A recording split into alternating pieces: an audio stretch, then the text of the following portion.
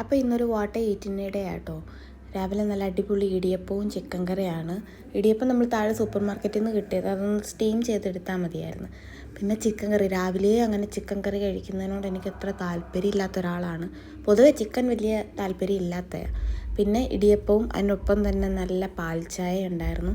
കുറേ കഴിഞ്ഞിട്ട് ഒരു ബ്രോസ്റ്റഡ് ചിക്കൻ ലെഗ് പീസാട്ടോ. കൊള്ളാവെന്ന് ചോദിച്ചാൽ ഓക്കെ ആയിരുന്നു.